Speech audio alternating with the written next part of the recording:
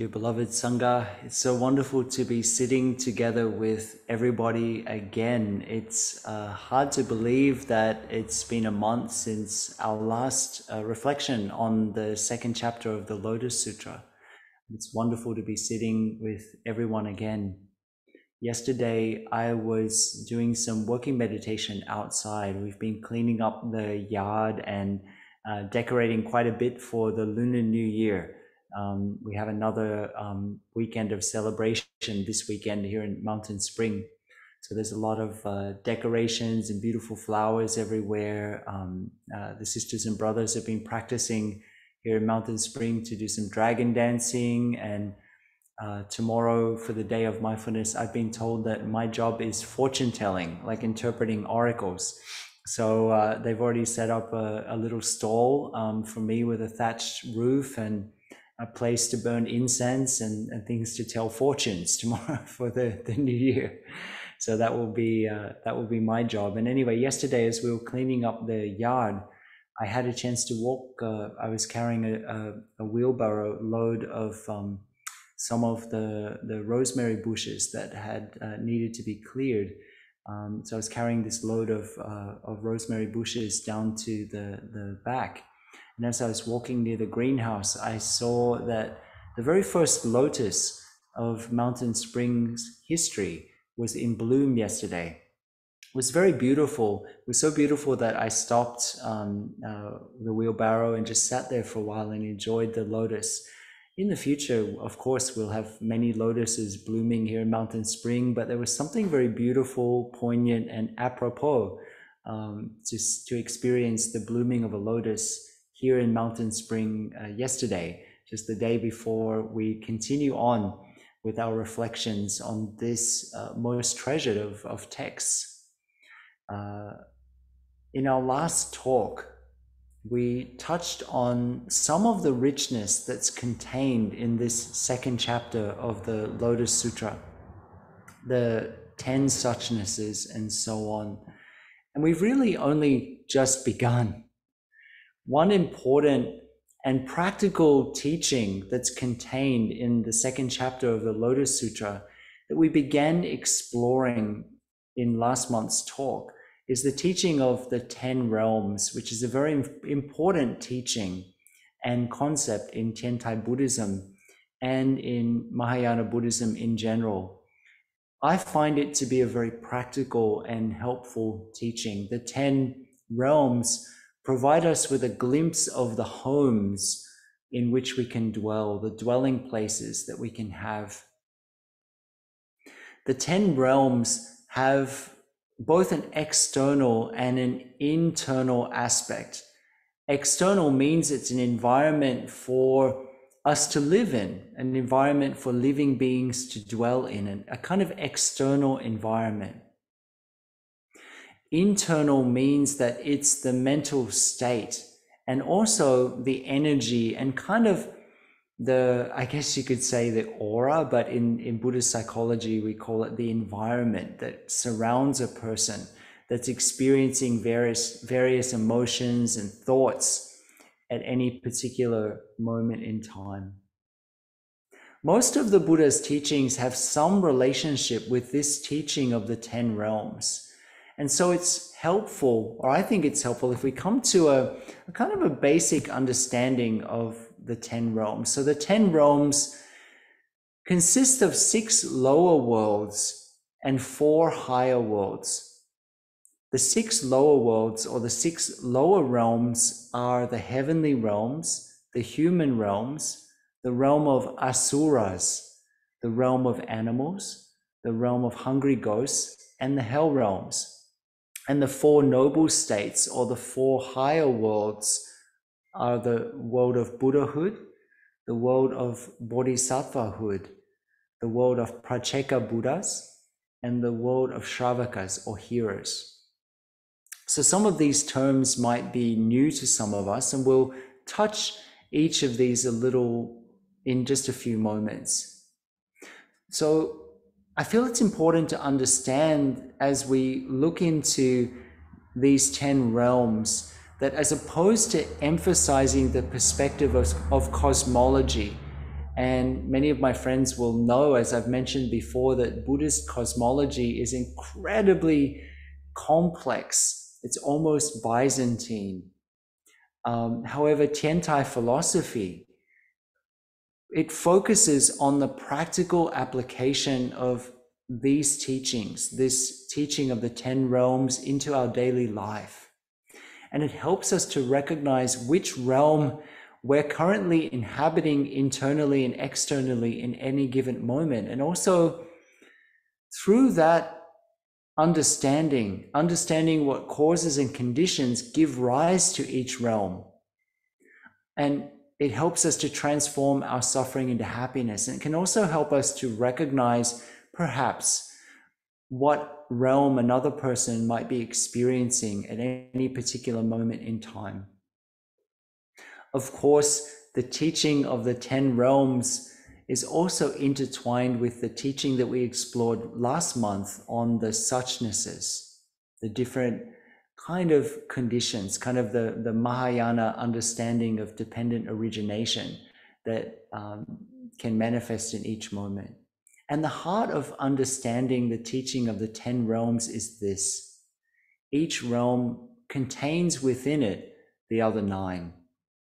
This means that Buddhahood is inseparable from the other 9 states. It also means that you can be in the human realm as we are, we think, and experiencing a human state, or we can be experiencing a heavenly state while we're in the human realm, a bodhisattva state, or equally a hell state, or a hungry ghost state, and so on. As we can probably expect, this core teaching has been developed and refined into many other teachings, such as a teaching called the mutual possession of the 10 realms and the 3,000 realms in a single moment of life. And it's very tempting, believe me, to meander down some of those pathways. But our focus in this talk and in this series of talks is to understand the 10 worlds, the 10 realms in a very simple and practical way. It's understood in Buddhism that our inner state and our choices and our actions manifest an environment around ourselves. A Buddha, for example, manifests a Buddha field. I found it very helpful to see these realms as collective and individual manifestations. So for each of these realms, please consider them as a realm, as an external realm, but even more importantly, as a life condition, or perhaps even as a state of mind that reflects, that manifests in our lived experience in any given moment. So the first realm that's discussed in the teaching of the 10 realms is the realm of hell. The world of hell, or Naraka in Sanskrit, is a realm of suffering, of deprivation. Those of us who are in this state of suffering are feeling incessant pain, depression, avoidance, grief, and so on. And the Buddha himself identified 3 sources, 3 roots of suffering. And these are the 3 so-called poisons or unwholesome roots in our consciousness: greed, hatred, and delusion. And all of Buddhist practice, at its base, at its most fundamental, is about recognizing which of these, first of all, that we have, each of us has these 3 roots, and recognizing which of these 3 roots of greed, ill will, or delusion are strongest in our consciousness, and taking on practices that can help us to transform these roots. So according to Buddhist cosmology, some of us who love these things might be interested to learn that there are 18 levels of hell, which are not permanent. In the Buddhist teaching, the hell realms are not a state that's permanent. Everything's impermanent. The hell realm is also seen in Buddhism in a similar way, I guess, that purgatory might be seen in what I understand to be the Catholic view, It's a place of kind of purifying ourselves. So it's not really seen in Buddhism as a punishment, but seen as an opportunity. And that would definitely be the Buddhist teaching on suffering, that there's nothing inherently wrong with suffering if we know how to look into it, to understand its causes, and to invite it to be our teacher. Because it's from understanding our suffering that insight, wisdom, and transformation come about. The second realm is the realm of hungry ghosts, and the realm of hungry ghosts is also known as the state of hunger. People experiencing this state have a sense of insatiable hunger and grasping and clinging, and this kind of neediness that's very deep. Nothing can seem to fill it. We feel like we need this, we get that, whether it's some kind of reassuring glance or word or some kind of sense of friendliness, but then it's just not enough. We feel insecure and we try to grasp on and hold so tightly. In the imagery, the Buddhist imagery, hungry ghosts are shown as having very large stomachs and extremely small mouths. This is to indicate that they have this great need, but that need can never be satisfied. And we've all been in, or we might even be in this moment, or have experienced today, moments in which we felt incredibly lonely, we felt incredibly needy, we felt that we were kind of separate from all the joy and happiness and togetherness that was going on around us. We've been grasping and thrashing around for something to, or someone to nourish us, something that we think is outside of ourselves, someone outside of ourselves, that we think is going to help us or heal our situation. And this is in some way the realm of the hungry ghosts. The truth is that whatever we're looking for, whatever we think we need, can ultimately only be found within our own mind. Others can only take our hand and support us and point the direction for us. Nothing from outside is ever going to be able to fill that need permanently, whether it's another person, whether it's an object, whether it's some external condition, because everything's always in a state of change. In the Dhammapada, one of the most ancient teachings of the Buddha, in the very first verse, it tells us that the mind is the forerunner of all states, that everything comes from our mind alone. And then there's the animal realm. And the predominant energy floating through this realm is instinct, and perhaps you could call it fight or flight. In this realm, the realm of animals, there's the sense of prey or predators. It's a fight to survive. In the animal realm, because there's this feeling of just having to survive, of either having to be a predator or a prey, of just trying to get through the day, that there's a sense of having not so much opportunity to cultivate spirituality and to develop wisdom. So the state of animality is in many ways a life condition that's characterized by fight or flight and impulsiveness, this desperation to simply survive. And again, many of us in our lives, or perhaps some of us even today, have been experiencing this or have seen this. This is not just existing in the realm of our four-legged friends and insects. This is also, this life condition very much exists in the so-called human realm as well. So that's an example of the mutual possession of the 10 realms. Then there's the realm of the asuras. And this is a Sanskrit word. It's also used in Pali as well. In Vietnamese, atula. Asuras in Buddhist cosmology are a kind of warlike demigod who in the cosmology are at continuous low-level warfare with the devas, the divine beings. More on this later. The state of asuras is also known as the state of anger. And this can also be a kind of righteous anger.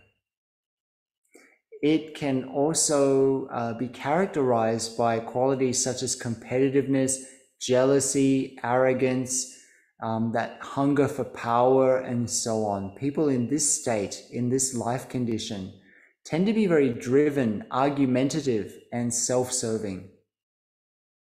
Basically, in this state, the state of asuras, the person has a lot of blessings. They have a lot of good roots, an abundance of good conditions, but they're jealous, they're angry, they're insecure, they're pushing other people away or trying to take other people down. So it doesn't take too much imagination or to bring to mind perhaps some well-known figures, maybe political figures or otherwise, and you might clearly see aspects of the asura state that's reflected there, the asura life condition. And then there's the human realm. Now, I know that for many of us, especially when we're experiencing some very difficult moments, it might not seem this way, but in Buddhist psychology, in Buddhist cosmology, the human realm is seen to be the realm in which there's just enough suffering, there's just enough joy, there's enough conditions for us to be able to practice. In the so-called lower realms, like the hell realms or the realm of animals, those life conditions, the conditions are such that it's quite difficult to have enough conditions to be able to develop some understanding, to develop some wisdom. And then in some of the so-called higher realms, the conditions are too good. We get complacent. Actually, I had one of our monastics who came over to Mountain Spring here, saying that, you know, life here in Australia is so easy. It's a miracle that people are even interested in practice. People just seem to be finding ways to go and play at the beach, or finding ways to enjoy the mountains, or just outside having barbecues and drinking tea together and things. Of course, people in Australia also work very, very hard. So that is a kind of just one aspect of a viewpoint, but definitely coming from other countries in which the life conditions are sometimes quite different to the good conditions that are experienced here. It can seem like, well, there are just too many good conditions. Why would anybody be motivated to practice? But of course, in whatever life state we find ourselves, there's always that element of dukkha. Then there's the next realm, which is the heavenly realms. And the heavenly realms, one of the characteristics of the heavenly realms is bliss and ease. So many people want to go to heaven, and without any deeper understanding of the heavenly realms, why not? It sounds great. It's a pleasurable place where all desires are fulfilled, and so on. That everything, there's even a kind of a heavenly realm in the Buddhist cosmology that is kind of, it has the element of as you think it, it manifests and so on. So who wouldn't want to go there? Basically, really, like any like serious Buddhist practitioner would be like, well, you know, no, I don't really want to go to heaven. In the Buddhist understanding, the reason that we're not so interested in going to heaven is not because of the old joke that they have sometimes in the Christian world about all the people that say they're going to heaven and everybody else is going to hell, that all the interesting people are going to hell. It's not that reason at all. In the Buddhist understanding, the immense bliss of the heavenly realms, this ease, this joy, this radiance, is actually relatively short-lived and transient. Now, the sense of time in the heavenly realms is quite different to our sense of time in the human realm. When we're experiencing the life condition of a human, then, you know, a day is 24 hours, and I was told when I was a child, as we get older, time seems to speed up. I remember a day feeling like it was 10 years long when I was a child, particularly when we were waiting for our birthdays or some kind of celebration. And now I can say at my age, it does seem like time is just zipping by. In the heavenly realms, a day can be the equivalent of 1,000 years in the human condition, in the human life condition.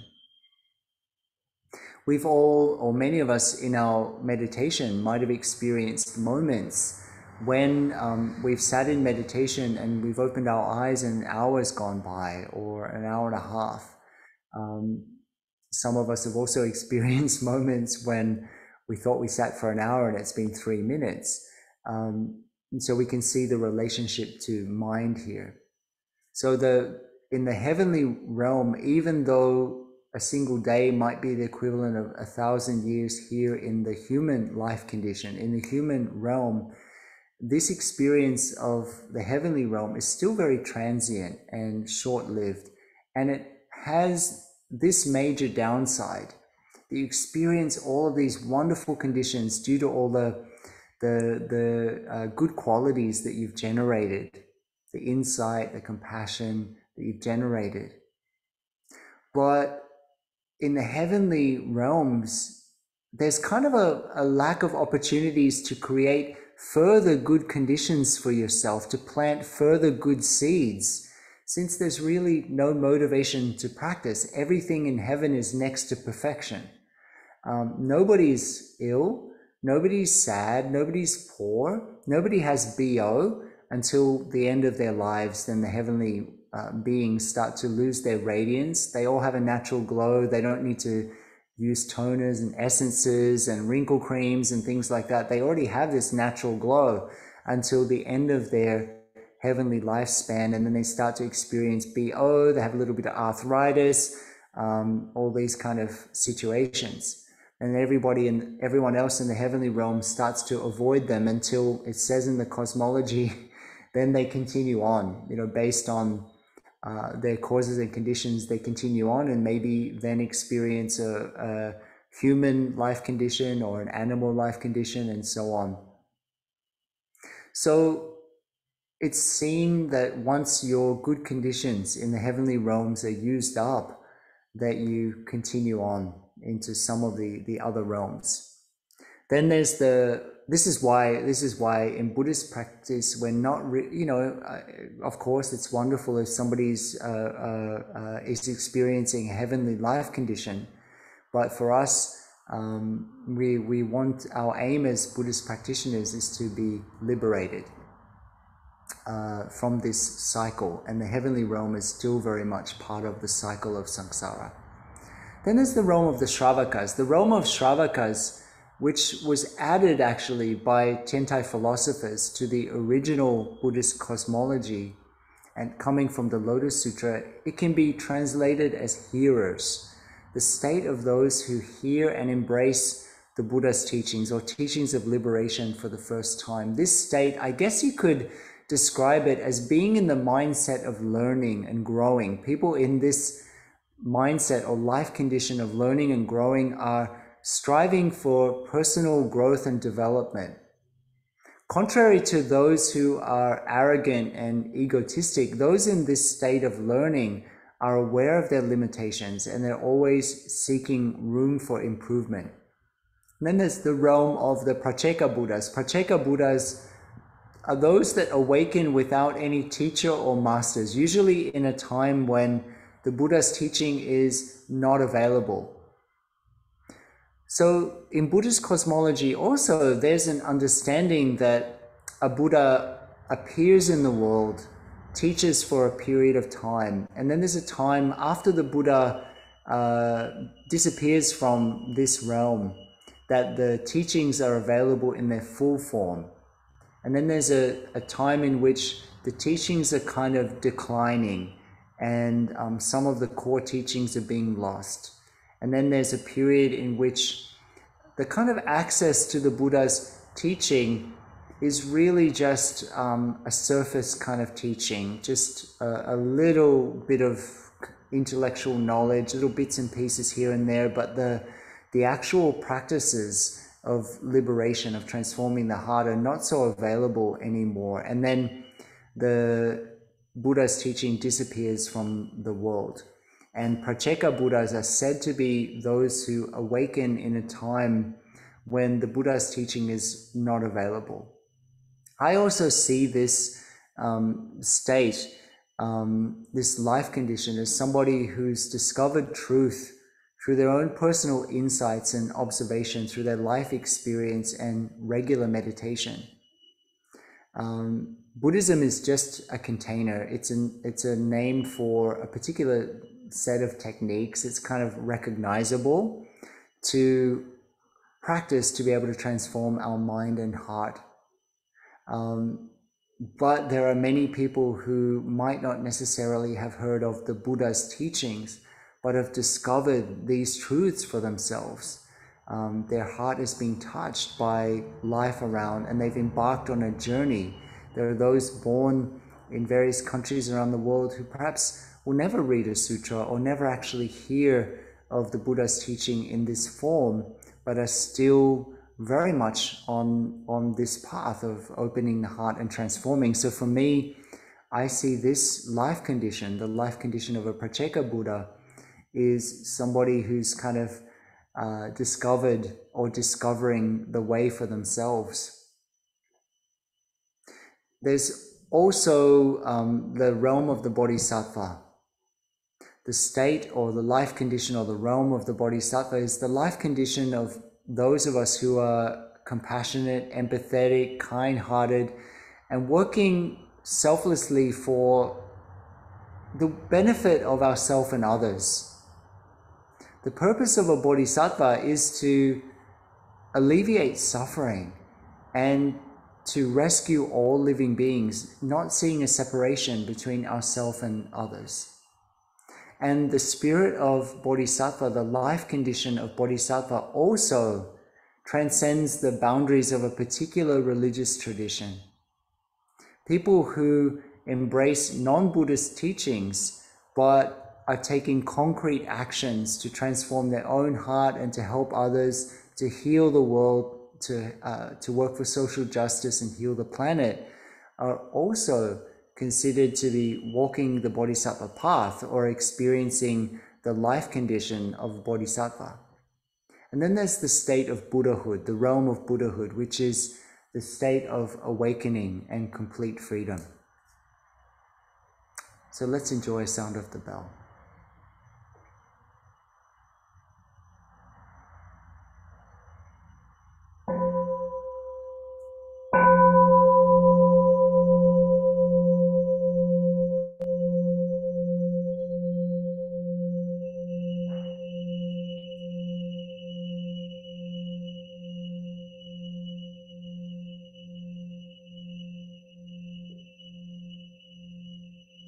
Looking into these 10 realms can be a very practical and helpful tool for us to touch into the kind of state that we're experiencing and also co-creating, manifesting in any particular moment. And as we can see, even in this short chapter, there's so much.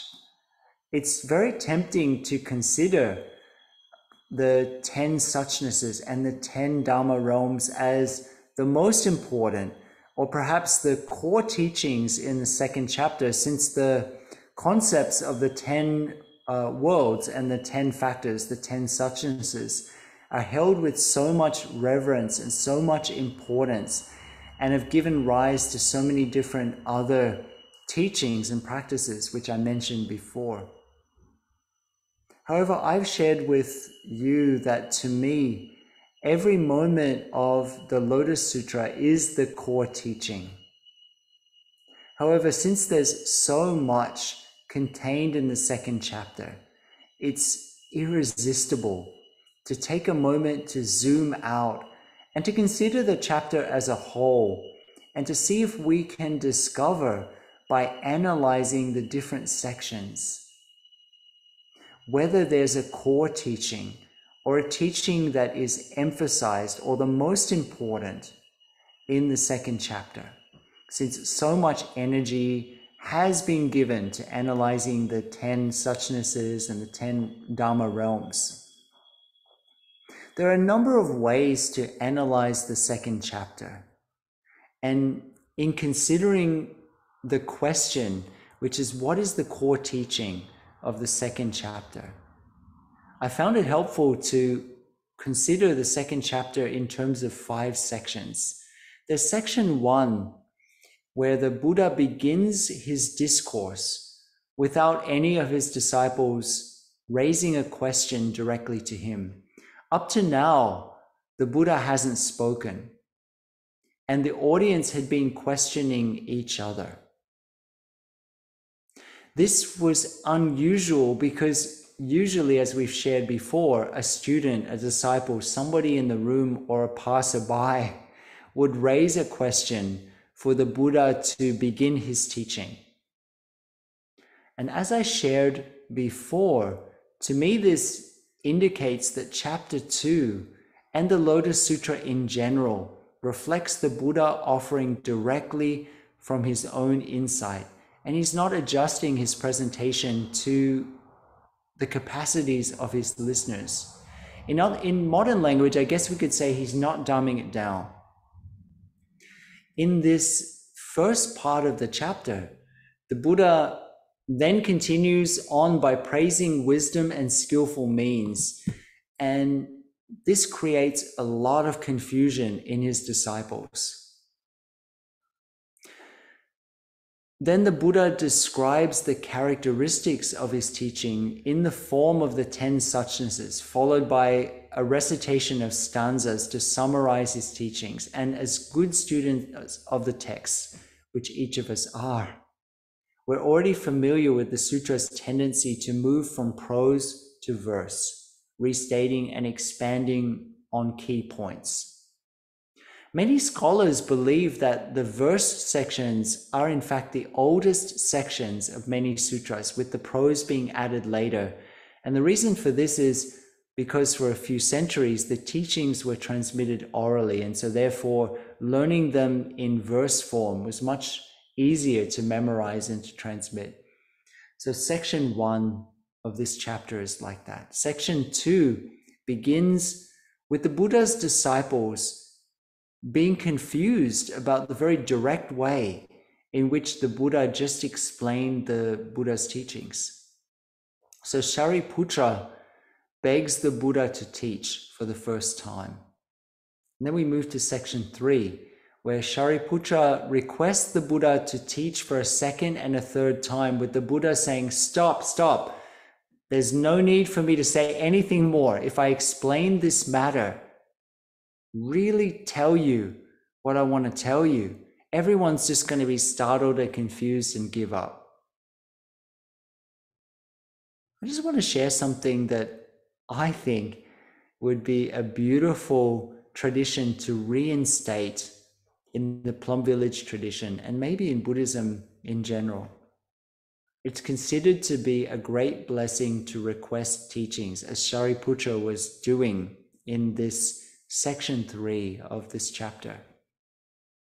In our own Plum Village tradition, I've noticed that we tend to get quite complacent, since twice a week during our regular schedule, we have days of mindfulness where talks are offered, and on special retreats, we receive teachings every day. And this can lead to a kind of complacency or even boredom. Another Dharma talk. Now, I've even seen people in Dharma talks texting. I've seen people go to sleep. This is not something new, but people text, people are checking their social media and so on. Another Dharma talk. Traditionally, teachings are requested. They're not just offered. In the tradition, sometimes when a Dharma talk is scheduled on a particular topic, a procession will come to the Dharma teacher with an incense tray, and there'll be also parasols that are being carried. And then they'll prostrate and they'll make a formal request to receive teachings. And then the Dharma teacher will follow the procession to the Dharma hall to offer the talk. So don't get the wrong idea. If anyone comes to me or to any of the other Plum Village Dharma teachers with an incense tray and parasols, we'll probably run the other way. This is not our style. This is not something that we would want. Please don't. What I'm pointing to is that I think it's a beautiful thing to move away from this sense of entitlement and complacency with regard to receiving teachings and re-engage our motivation, our joy, and our appreciation of having this chance. It's considered a very great, but also a transient blessing to be able to access and receive teachings. I've always found it interesting when I do this in an informal way and ask friends what they'd like to talk to them about. They'll say something like, oh, whatever you want. Say something about mindfulness. If you can't think of a topic, that always works. My friends probably know by now that I'm not short of topics. Anyway, moving on. After Shariputra's wholehearted and repeated requests, the Buddha accepts his requests, saying, now that you've wholeheartedly repeated your request 3 times, how could I refuse you? Listen carefully, contemplate deeply what I say, and remember it, because now I'm going to explain it to you clearly. And then we move to section 4. Now we come to one of the key events in this chapter 2. After the Buddha shares this, having shared now that he'll offer the real teaching, the teaching that he hasn't offered in all of these years of teaching up until now, he's going to finally tell us the truth. Before he begins to offer this truth, 5,000 disciples, both monastic and lay persons alike, stand up and just walk out. And this is really an earth-shattering event. Why would anybody choose to give up listening to the Buddha's teachings? We have this delusion, I think. Like you hear people talking about, oh, if only I could be born in the Buddha's time, I would go to listen to teachings, it would be amazing. I would just go and like everybody else, I would be fully enlightened. And when people say that, I just know that they haven't really read the sutras. They haven't really read the commentaries. Since it wasn't in our human realm as if Udambara flowers were falling out of the sky every time the Buddha spoke, and that every single person was transforming. A lot of people heard the Buddha's teachings and just thought that was absolutely nothing, or just said, oh, that annoying man, when is he going to go away, or all these kind of things.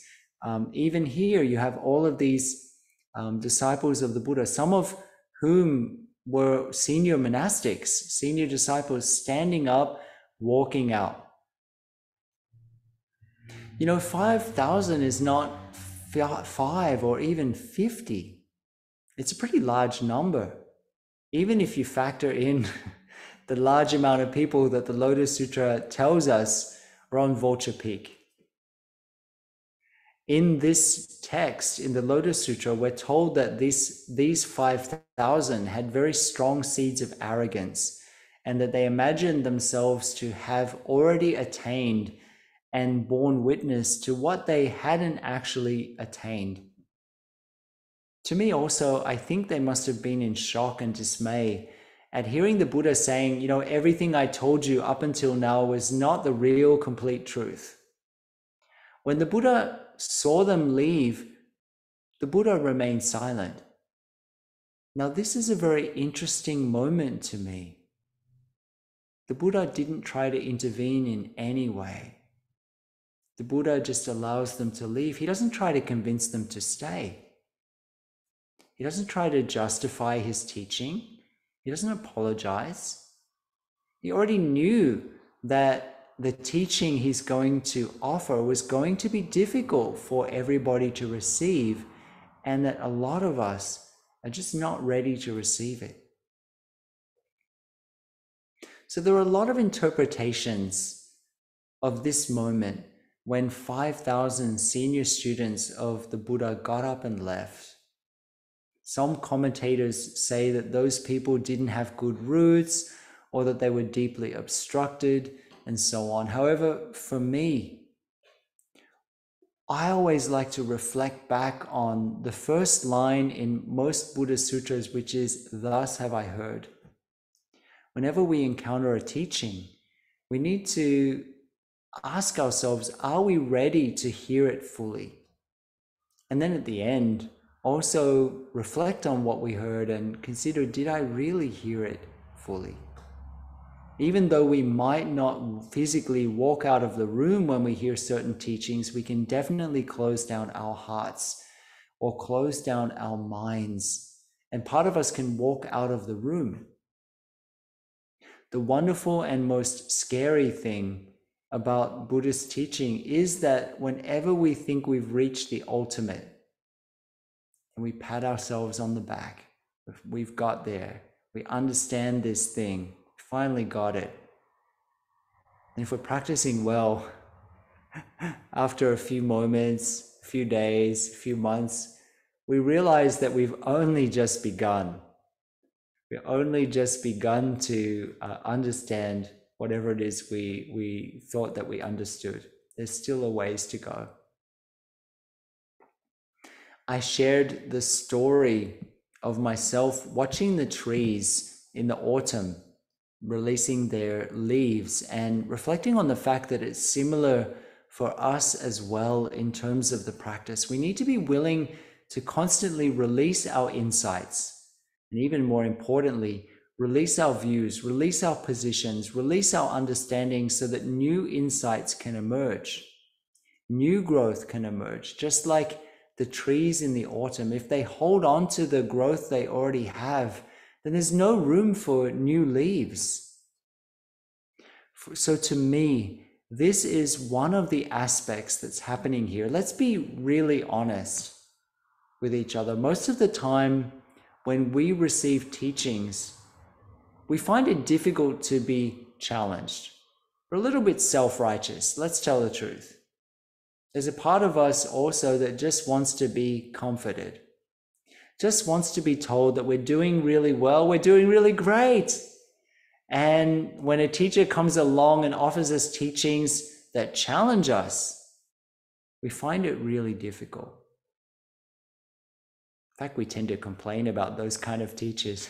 We talk behind their backs, we complain about them, all these kind of things. But a great teacher is a person or a situation that challenges us, because otherwise, how is our understanding going to develop? How are we going to grow if we're never challenged? This is also kind of the great challenge of our time, particularly given the social media algorithm that shows us more of what it thinks we like or we agree with, and less of what challenges us or what we don't like. So we end up becoming super isolated from different views, different opinions, different ways of experiencing this world or embodying experience. So these great students of the Buddha, it's said in the text, had done what they thought needed to be done, had attained what they thought was the ultimate. And now the Buddha was sharing with them, you know what? There's still more to discover. You're not there yet. And they just couldn't accept this. They didn't want to grow anymore. So whenever I read this, I'm reminded of the importance of us being willing to keep growing, to keep being willing to be challenged, and not just allowing ourselves to be comfortable. We'll likely have a little bit more to say about this in other talks. It's only after the departure of these 5,000 senior disciples that the Buddha begins his discourse on what's called the One Buddha vehicle.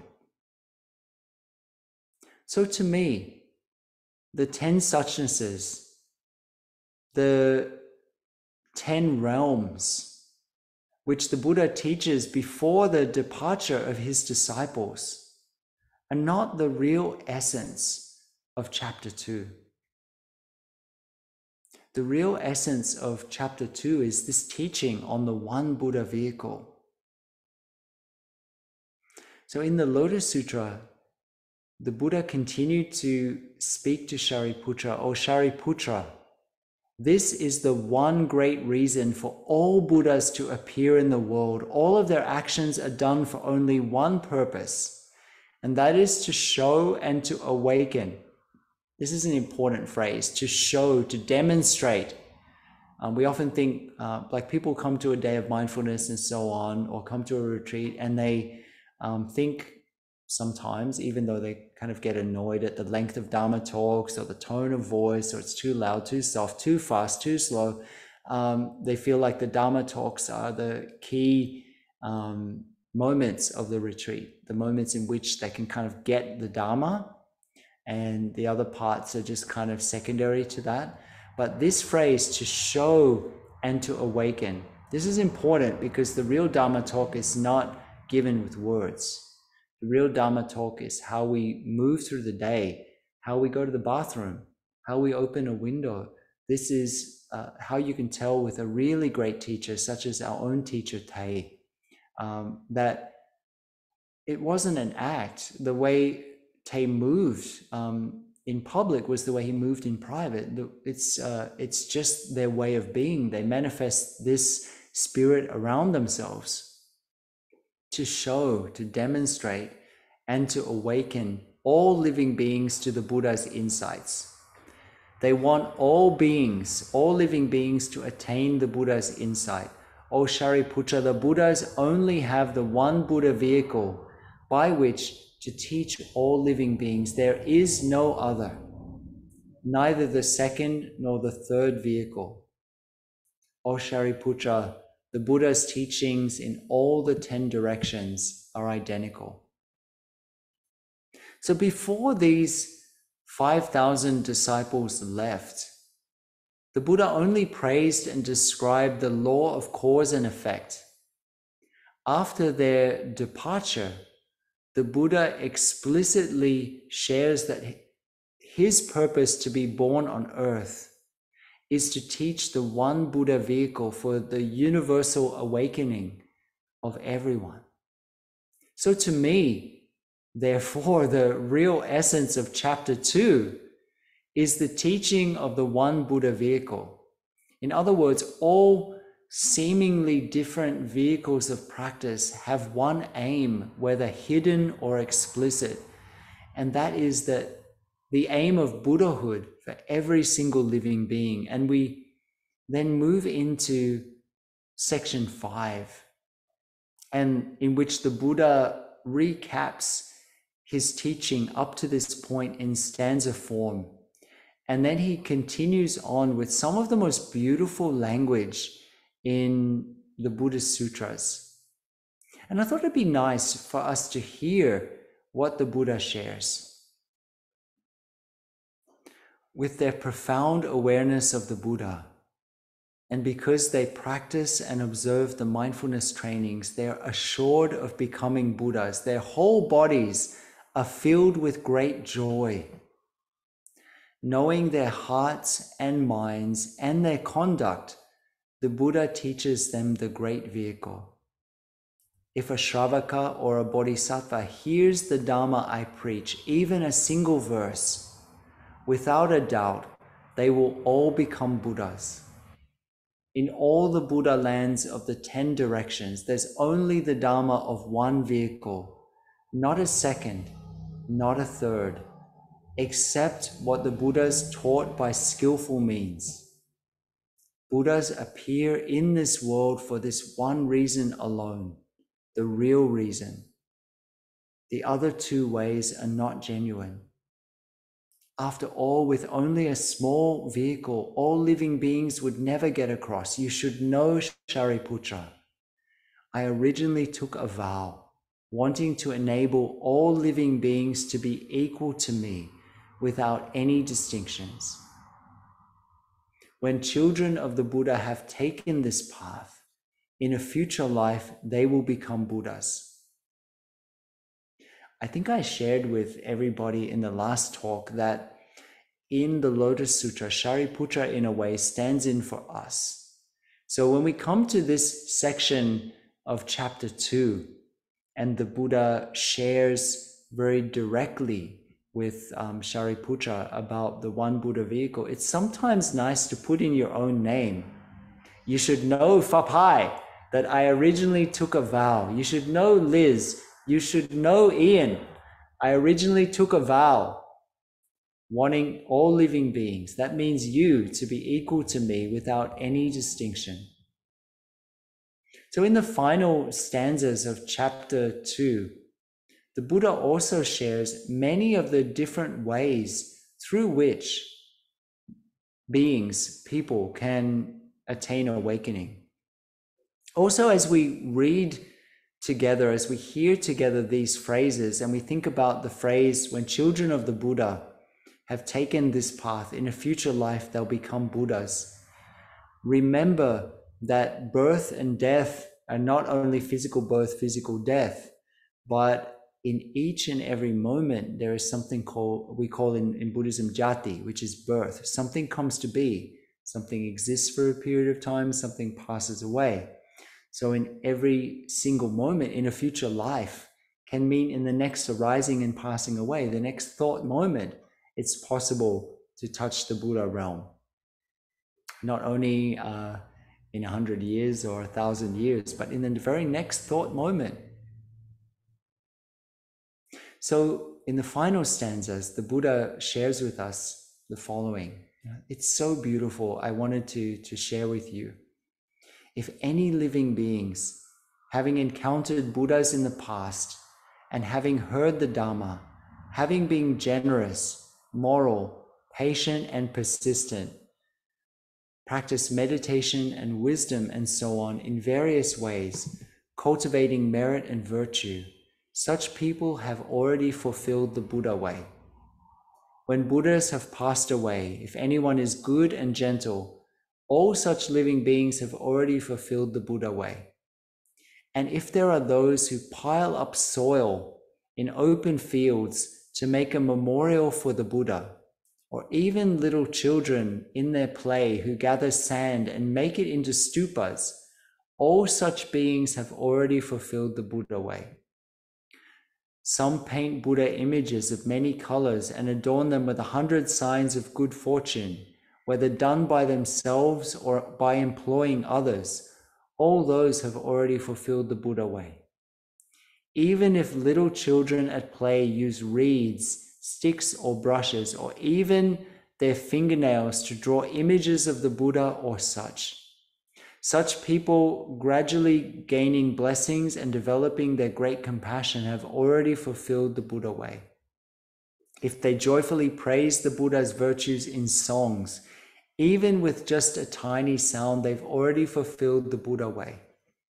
If anyone, even while distracted with a single flower, makes an offering to a painted image, they will progressively see countless Buddhas. There are those who pay respect by prostrating themselves, some merely by placing their palms together, others only by raising a hand, and others by a slight nod of the head. All these will progressively see countless Buddhas, fulfill the excellent way by themselves, and save countless beings everywhere and enter nirvana without residue, as a fire dies out when firewood is all consumed. If anyone, even while distracted, enters a stupa or a mausoleum, kind of means a meditation hall, or even once exclaims homage to the Buddha, they've already fulfilled the Buddha way. None of those who hear the Dhamma will fail to become a Buddha. This is the original vow of every Buddha. The Buddha way I have practiced myself. I want to share universally with all other living beings that they may attain the same way. The Buddhas, the most honored of people, know that nothing exists independently and that Buddha seeds arise interdependently. This is why they teach the one vehicle. things are part of the everlasting Dharma, and the character of the Dharma in the world endures forever. Having come to know this, leaders and teachers teach it in skillful ways throughout countless eons. Hearing this Dharma is very unusual. So those that are able to hear this Dharma are also very rare. It's like the Udambara flower, which is cherished and enjoyed by all but seldom seen by heavenly and human beings, only appearing rarely after long intervals. Anyone hearing the Dharma with joy and praise, who speaks even a single word of it, has already made an offering to all Buddhas of the past, present, and future. All of you should know, Shariputra, Shravakas and Bodhisattvas alike, that this wonderful Dharma is the hidden core of all the Buddhas. Your hearts should be filled with great joy, for now you know that you too will become Buddhas. So if you've had the chance to encounter the Lotus Sutra, to hear the Lotus Sutra's name, to receive teachings about it, or even seen an image of the Buddha, paid reverence to it, even if you've raised your hand to it, or maybe given it, what do they call that? A sup, then you're on the Buddha path. You're going to become a Buddha. That's something to celebrate. So basically, practicing Buddhism in any form, even the simplest, will result in Buddhahood. But it's very important to remember that both of these things, with prajna insight, are both a cause and an effect at the same time. Buddhism is a cause and it's also an effect. Buddhahood is a cause and an effect at the same time. I'm going to come to a close with this talk by sharing one other very important verse that I already read in an earlier sharing. Though I've taught nirvana, it's not truly extinction. All things from the very beginning have the character of tranquil extinction. Let's read it again. Though I've taught nirvana, it's not true extinction. All things, every single thing from the very beginning has the character of tranquil extinction, or has the character of nirvana. Every single thing has the character of nirvana. Taya shared with us that nirvana, liberation, and so on, is the very core of our being. The Lotus Sutra reminds us very strongly that nirvana is not a destination somewhere, somehow separate from where we are right here and right now. Everything has nirvana as its core essence. It's not a place to get to. If it was, it would be existing. And nirvana is beyond all these concepts of existing or non-existing. So, beloved Sangha, we're coming to a close of our contemplation of chapter 2. I hope you found it enjoyable, not too heady, but practical and useful. I've been thinking that it's been a little while since we've had a chance for an a la carte Dharma talk, where we can order teachings off the menu. And so our talk next month will be based on topics that you suggest. And then in March, we'll continue on with our exploration of the Lotus Sutra. There are so many wonders to discover in the Lotus Sutra. So for our talk next month, I'll place a post in the Compassionate Ocean Sangha Facebook page where you can post up any topics or questions that you think might be helpful for yourself or for the Sangha, for us to explore together in our next talk. So, dear beloved community, Thank you so much for your practice. Thank you so much for being there this evening. And I wish you every success and joy in your practice. Let's come to a close with the sound of the bell.